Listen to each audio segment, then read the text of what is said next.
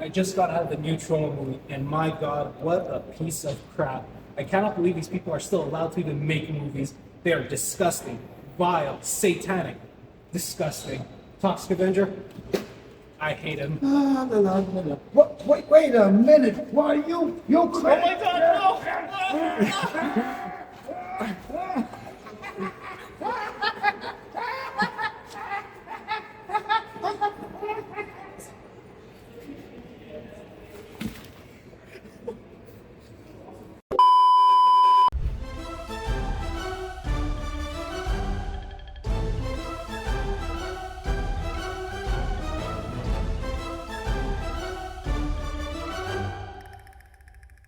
Guys, I'm Matthew from the Reference Point podcast, and today we're joined with the legendary indie filmmaker Lloyd Kaufman, his daughter and director of Occupy Cannes, Lily Hayes Kaufman, and star of the film, Catherine Corcoran. Did I pronounce that right? You did. You got Perfect. it. All perfect. So guys, for people who don't know that are watching this video, what's this movie about? Occupy Cannes is about a group of passionate filmmakers from the Troma team who go to the Cannes Film Festival to sell their film, return to Newcomb High, and to spread the word about the struggle that independent filmmakers face trying to get their message heard and to get their film and their art seen. We watched the movie last night, we all loved it, we thought it was great. I love a great documentary, and so is my brother, big fan of the Troma films, all of us. So we just wanted to say, what really inspired you to tell the story and make this movie? Thank you so much. Thank you for your time this morning. We're so grateful to be here with you and to be here at Fantasia. This is just the greatest festival, greatest genre audience that we could possibly be with. So thank you so much, and I'm so glad that you enjoyed the film. I think that this is a really challenging time for independent filmmakers. When we made this film, over 10 years ago, it was really hard for independent filmmakers to get their films out and to get their art into the world, and that landscape has only gotten more challenging. So that is a big inspiration behind this film. Troma's, we've been going to Cannes since 1971, and the festival has evolved in a way that it's not really very welcoming to people that don't have $500,000 for a big poster to crap up the Bel Age facade of the Carlton Hotel with a movie that people will forget in 2 years. But we do street theater and the Toxic Avenger and Kabuki Man and Dolphin Man. Now you gotta deal with me, toxic asshole. Why I oughta.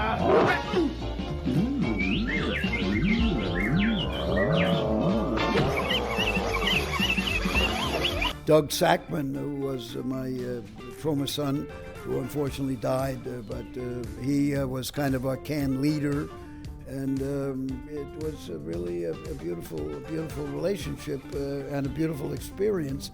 But yet there were some dark, nasty undertones that we had to go through during the Lily Hayes' movie. And the movie is very objective. And actually, Fantasia really is the place for the fans here. Got a standing ovation, Lily Hayes.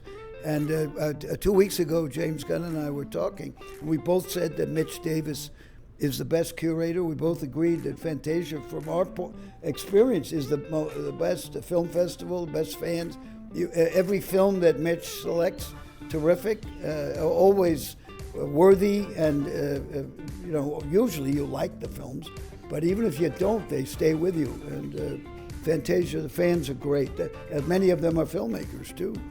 I just want to add one more thing. I just agree. So grateful that Mitch brought us here. And when I ran into Arthur Bradford, who is the director of the Trey Parker and Matt Stone documentaries, and he said, "Oh, you're going to Fantasia? That's my favorite festival. It was incredible. I was first there, 20 years ago." And so I said, "Who is your programmer?" And he said, "Mitch. He's incredible." And so I was like, "Yes, I agree. He's so wonderful." He was, he brought us to Fantasia too, and so it's just amazing how important Fantasia is to everyone. No, he does. He remembers everyone who has come through. when I was decided I was coming, I messaged him. And we premiered Return to Nukem High here, which is the part of the subject of the documentary Occupy Can. And he immediately remembered and got back to me within an hour. And he has, so many, films to program and things to focus on. There's no reason he needed to give me even the time of day, let alone get back that quickly. And he said, no, you're alumni. I do that for alumni. And I thought about this. There has to be thousands of alumni that he remembers every single one. I mean, yeah, he is the best program. Fantasia is such a great festival. Every movie I've seen so far, I said I've loved. What was it like working together on this film? Like, I know it's a documentary, but still, you guys must have had such a great time working on it. I mean, we went to Cannes with Return to Nukem High in 2012, 2013, and 2013, I think.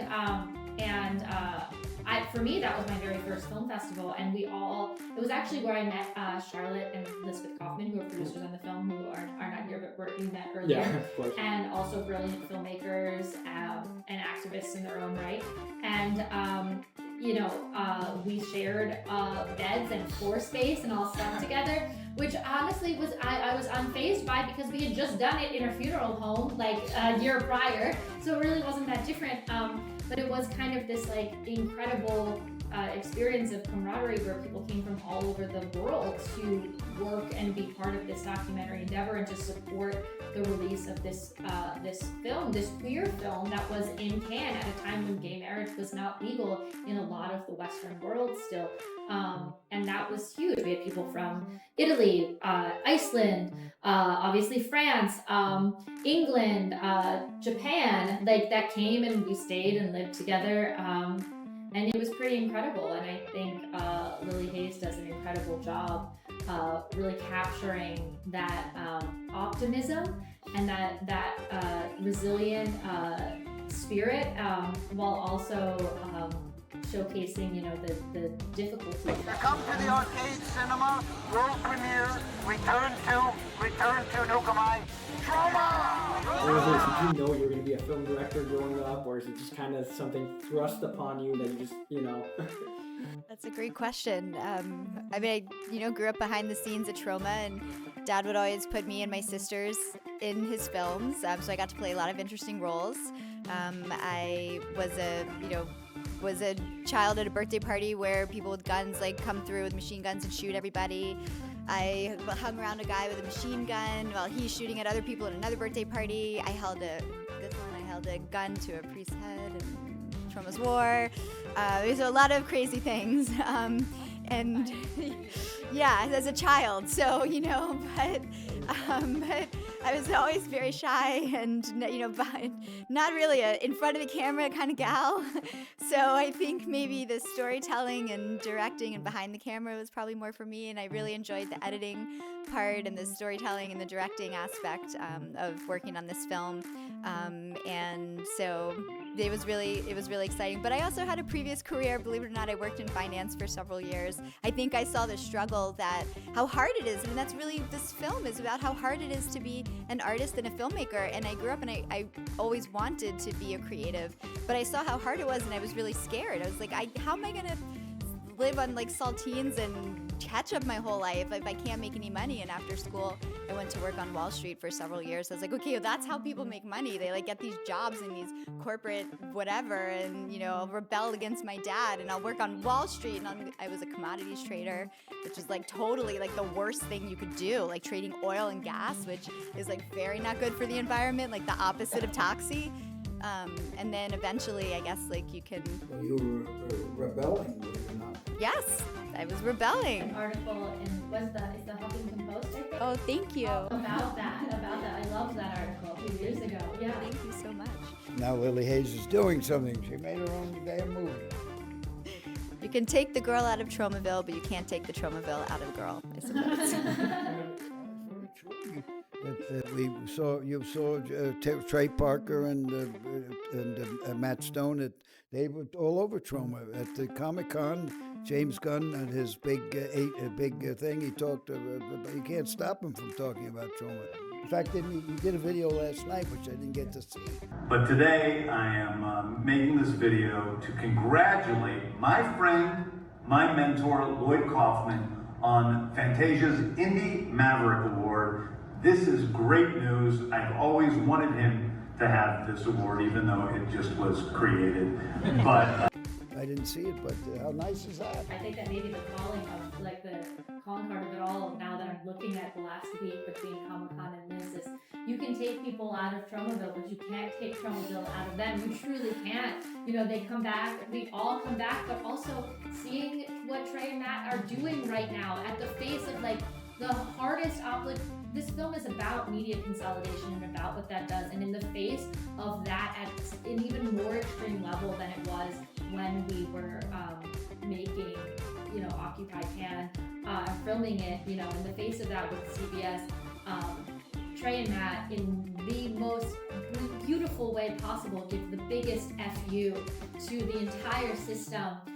When it is hardest, when there's millions upon millions of dollars on the line, they do it anyway. And if no one is a disciple of Troma and Lloyd, it is them. You know, if anyone is, I mean, and it's, yeah, I think, yeah, you see it with Lily Hayes, you see it with Charlotte, and the documentaries that Charlotte is not here, is also a producer on it, has an Emmy nomination for The Jinx Part 2.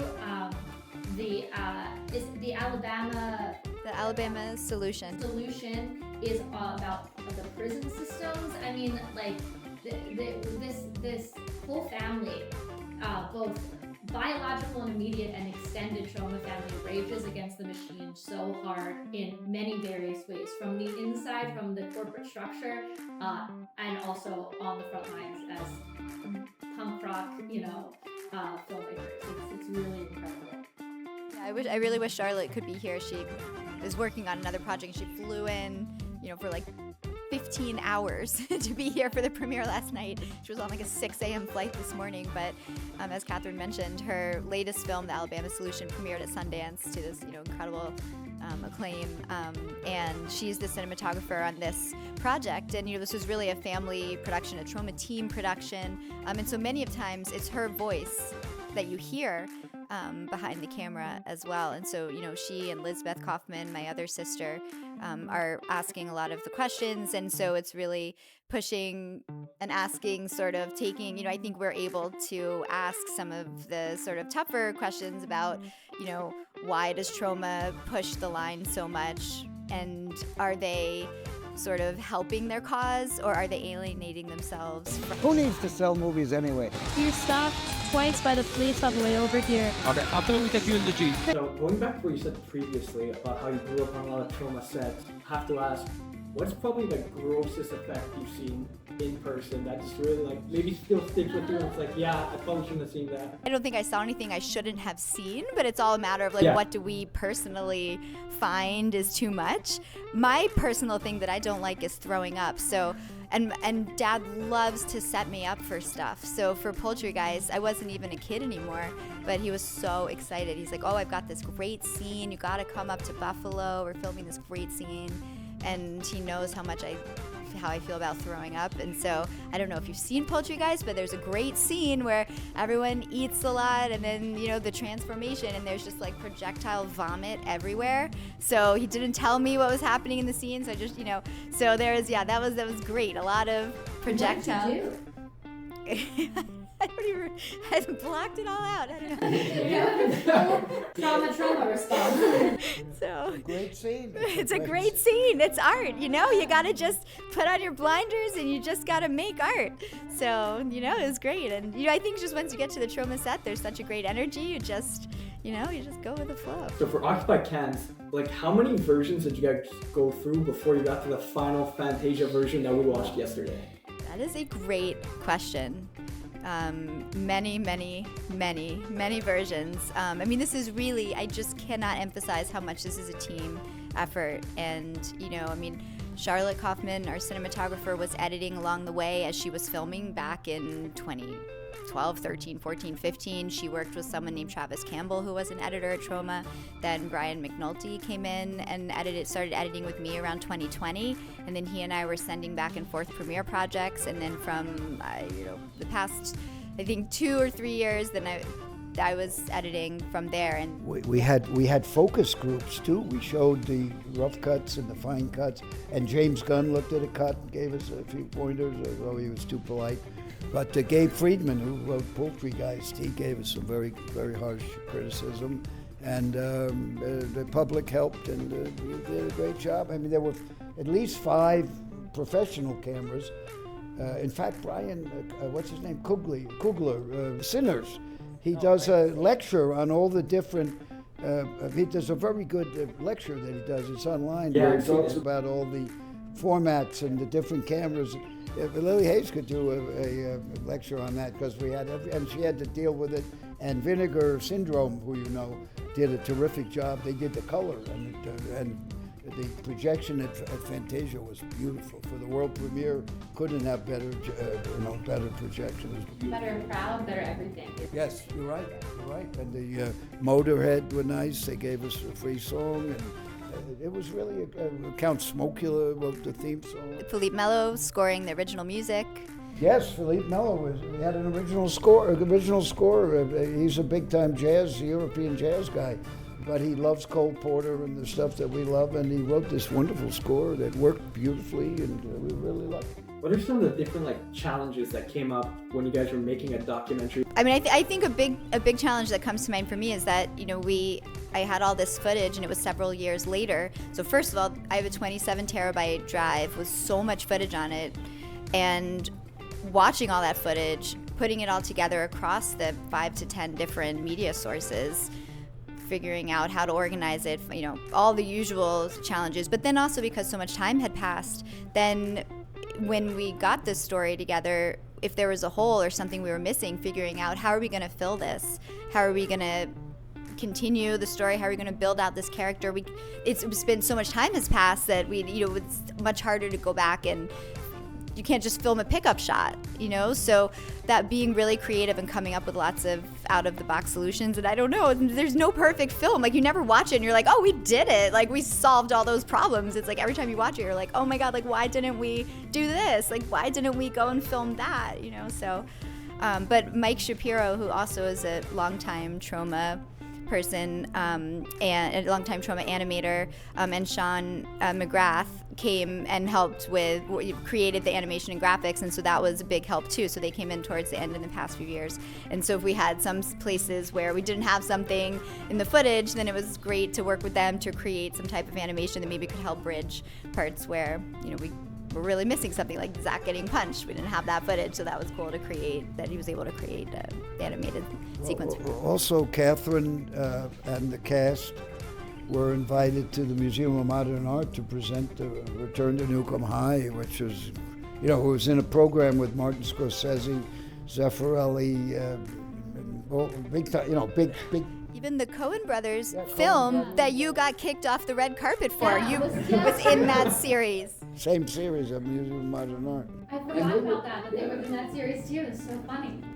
I think in the fullness of time, Lloyd will be very well received, and there will be, and I think Cannes will be kicking itself for not embracing Lloyd when he wanted to be embraced there. Now I think if they did, just knowing Lloyd, I don't even know if he would go. And I think I think that it's a testament to perseverance. It's a testament to the community he creates around him.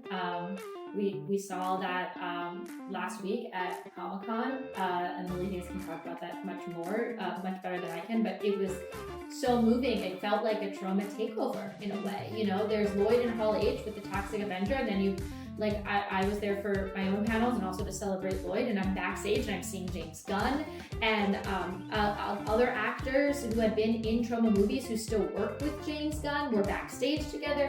Trey and Matt, Trey Parker and Matt Stone are backstage with them. It was just gosh, this man has created such a legacy of influential filmmakers who stand well beyond the systems that have tried to control them, and stand in bold defiance on our own terms. It's really incredible. I'm so proud to be a small part of that legacy. Well, also, you mentioned Roger Corman, but Stan Lee and Roger Corman are two 50-year friends who have really helped Troma a lot, and I'm sorry they're gone, but they really, the spirit of their spirit is clearly personified by Fantasia, no question about it.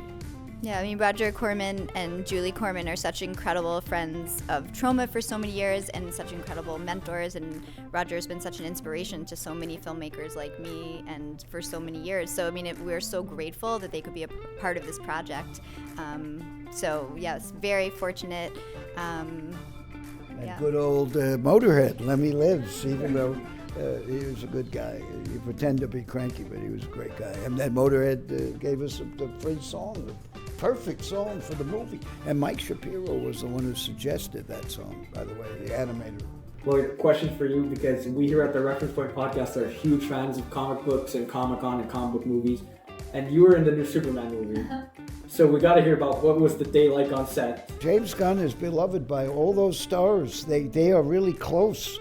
And they all have drilled down, all the stars in his movies are Troma fans. The Superman guy did not know Troma, but all the other stars over the years, they're all buddies. I mean, we were invited to James's wedding, Commissioner and I, and he had Jane Jensen from Romeo and Juliet, Stevie Blackheart, who's now in a lot of James's movies. James's best friend he met on Tromeo. His brother, who's in Romeo and Juliet, is now a pretty big star with James. But all the people love him, and the assistant director who directed the 500 actor persons in the midst. I had my 1 second cameo. Usually those guys they call them extras. We don't say that in Troma. We say actor person. Whether you're a star or cleaning the toilets as an extra, you are an actor person. You don't have any more rights. It's socialist. And we don't have production assistants carrying the suitcase of Catherine Corcoran, even though she's the lead.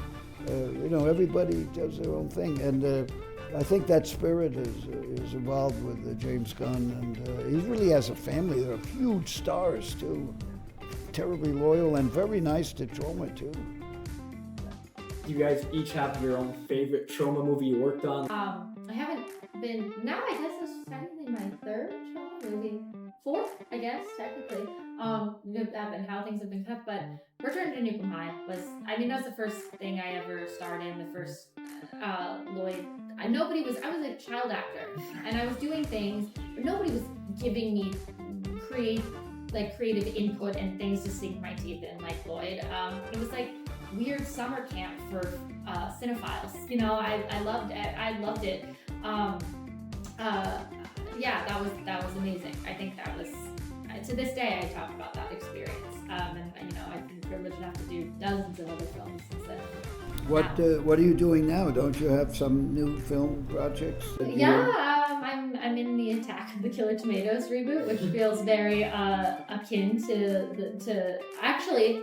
That happened because the distributor on that film, Anchor Bay, just ended up distributing Return to Nukem High Volume 1, and the person who worked on that campaign is now the head of the company, and he knew me from that time and felt like that was asked if I would have a small part in that, so I did. And I'm about to do this film, BFF, with an incredible cast of queer comedians who all come from great improv backgrounds. Liz Manischel is the director of that, Bobby Moynihan is also in that. I also have a small part in a film called Block with Jack Haley and Jack Falahy and Tommy Waits from John Carpenter's The Thing. So a lot of really fun, amazing things, working on my own projects. But all started with Lloyd Troma. I think my favorite is definitely Toxic Crusaders. It's so fun. And when it was being made, I remember I was a kid when most of these films were being made. I wasn't allowed to watch them until I was a grown-up, really. And then I always wanted to be able to show my friends, but these films were so, I couldn't show my friends. Like, we were kids. And so Toxic Crusaders was being made, and I was so excited, like something we could finally, like, watch. And Dad told me that we were going to be in it, that he was going to have that there was going to be like the Lloyd family, and so I was like, oh, I'm going to like look like the Little Mermaid, this is going to be great, we're going to be so beautiful, and I was so excited. And then of course they drew us to look just like my dad, who at the time had like a mustache and a beard. So my sisters and my mom and I all have these big noses and mustache and beards. That's so funny. And the big pop bellies because we're all like kids. Oh my god, the Toxic Crusaders is the best in terms of like the merch. Like I think that's one of my favorites. Also, but I also love Surf Nazis Must Die. Very underrated film. Very good. Oh, that's a very good it's film. A huge following. Yeah, very cool. There's a T-shirt. I snagged a T-shirt. Doug Sackman used to have a hoodie that I coveted for so long, and you guys have a T-shirt now. And I snagged it at a convention recently. I cashed in my Troma alum status to get a free T-shirt. You deserve it. I got that, and I think of the Lloyd films I really like. I also really like Troma and Juliet. That's an iambic pentameter. I think that's awesome. Yeah, James Gunn, he hated the iambic pentameter part. It drove him crazy. I love it. Yeah, I agree. It's Shakespeare's meter. It's perfect. And hashtag Shakespeare. What's that? I suggested we do it for Shitstorm to honor Tromeo. Yeah, exactly. Shakespeare's hashtag Shakespeare Shitstorm had a lot of iambic pentameter, but not as much as Troma and Juliet. But I think, did you have a favorite? I said Toxic Crusaders was cartoons, fun, but I think visually, I think that I love, I think your films get more and more visually, aesthetically beautiful. I think Shitstorm looked so incredible. What was your favorite to work on of the ones you? Because you've worked on all of them pretty much. I think it was pretty. My daughter Hazel and my son Arthur got to be in Shitstorm, and Hazel got to star in a scene with Catherine. And I think definitely that would be my favorite to work on. Our whole family, my husband Matt, we were all in this one scene together. But Matt and I were in the background, but Hazel and Catherine were in the scene together. I think that would definitely be my favorite to work on. That was Lily Hayes directed. You directed the satire of a drug commercial. You did that. You wrote it, directed, and put the baby in it. That's right. I forgot about that. that was great. Did I see you say that already? No, I forgot about that. You reminded me. That was great. Yeah, that's right. That was really fun. We filmed it at the YouTube studios, which were an incredible resource for filmmakers that YouTube no longer has. It closed down during COVID, where if you had enough followers on your YouTube channel, you could get access to these unbelievable sound stages and camera gear. They had like the best camera gear, you could get like a $50,000 camera and like all of the lights and everything, the lights in the ceiling, the whole thing. Didn't we do something else like on a set that Guillermo del Toro? Yes, we did the Hollywood, the Halloween Carol. Jackie Zabrowski was in it. Sorcerer's Apprentice, when Mickey Mouse is chopping up the brooms and they just keep multiplying and multiplying. Troma's doing that. It's like the Hudson School of Painting. There's more and more people doing that kind of thing and propagating. Like gremlins, you just pour water on it. Yeah. In my case, it's Maker's Mark. Pour bourbon on me, and we grow more Tromas. What was your favorite? What's your favorite to work on? Well, The Power of Positive Murder is my most personal movie, and our grandchild named Chloe Maxine is about that big, has a line. It's very exciting. And her kids turned it down. They refused to act in the film. Arthur and Hazel. Traumatized them. Is that your favorite to work on? Well, I think it was the most interesting because we had. It's the most personal, and it's extreme. It's based on crime. It's inspired by Dostoevsky's Crime and Punishment.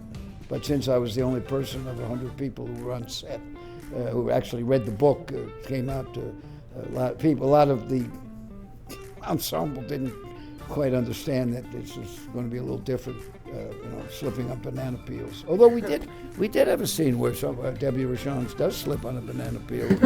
Now you're making me feel like I'm having even more FOMO that I didn't follow the dog whistle call and fly across country to do it. And now, and you say it's your most personal film? Well, the first one in a decade I haven't been involved in? Well, it's pretty. True. It's a bit. That was the missing ingredient. You're under Bobby Moynihan. You're flapping your wings to glory, and we'll next time we'll be more aggressive. I really figured you were busy. You were busy. I still would have done it. Also, we can't. You asked, I would have made it happen. Well, thank you for coming to Fantasia, and thank you, Fantasia, for bringing us all here. It was really wonderful. It's very generous.